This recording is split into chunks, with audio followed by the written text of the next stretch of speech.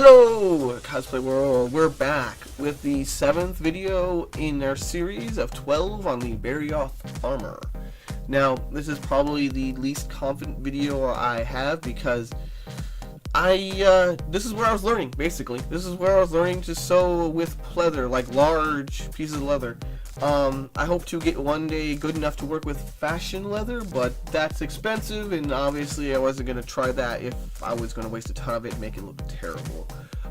So a lot of this was me practicing, and actually a lot of the footage I didn't record because it was me making patterns over and over again and practicing with some other material. Pleather's still kind of expensive.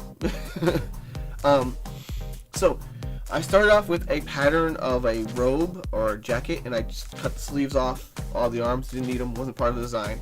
Once I had a jacket that sort of fit the shape I wanted, I then cut the Barioth jacket, all the patterns, all the lines out by hand, all custom, and then I added seam allowances, and I did it in a test material, and I'm like, okay, this kind of looks like what I'm going for. And then once I was done with the test material, I did it fully in black gabardine as the kind of fabric lining material on the inside. There's a couple other, there's a jersey fabric for some smaller details in there as well.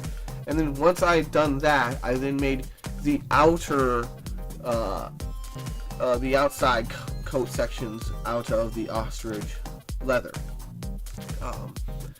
So that's a pretty straightforward summary of the whole process, and it's all custom patterning, it's all like practicing. And I guess the hardest parts were where the blue teal trims were involved. This is because some of the lines don't match up with traditional sewing pattern things, especially along the trim on the collar.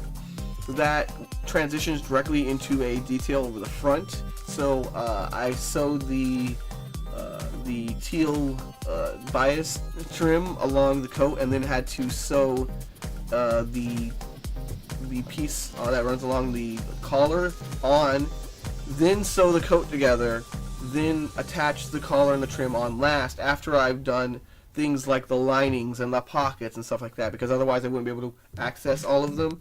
And then the same thing is true with the collars. That is entirely attached separately, because that's 2 layers of fur, 4 layers of marine vinyl, and 3 or 4 layers of regular pleather.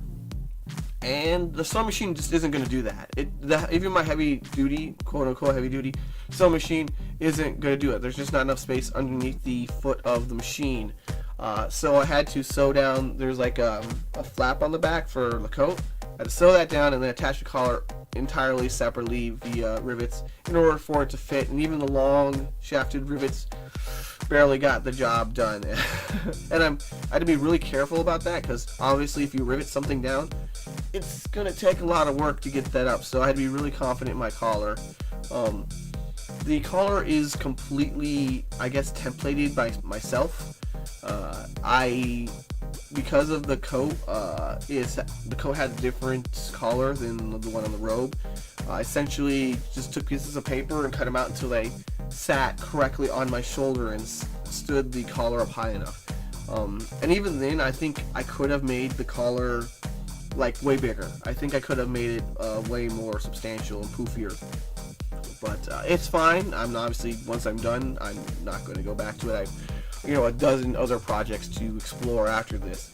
But it was a good learning experience. First I made the patterns, and I made it out of cheap material, patterning material. Then I made the lining. Then I made the outer leather pieces. And the actual sections along the ribs, the waist, had to be assembled in a very specific way, because they're going to be hidden behind a belt, and the lines had to be the idea of a lot of sewing patterns is that you don't make any right corners, so I had to sew them so that I sewed in a straight line eventually and patterned all the pieces together. You can see, yeah, the ribs here, yeah, those had to go on first together. Then after all the ribs were assembled, then we had this side panel and the bottom half panel. Once those were all assembled, then we did the bottom trim, which is just a weird wonky hexagon shape at the bottom that I had to sew along the trim, and we had to do a lot of the corners by hand because it was puckering at that point, and it just looked not good when I was doing it by machine. Whew. A lot of painting, a lot of practice. I hope you guys enjoy. Sorry I'm not super detailed with the jacket, and there's obviously a ton to the jacket. Next, we're going to talk about the undershirts. I hope you guys check that out in the link below. Good times to all. Hey, over at finalcosplay.com, we have a ton more cosplay awesomeness. You should check it out. Rah!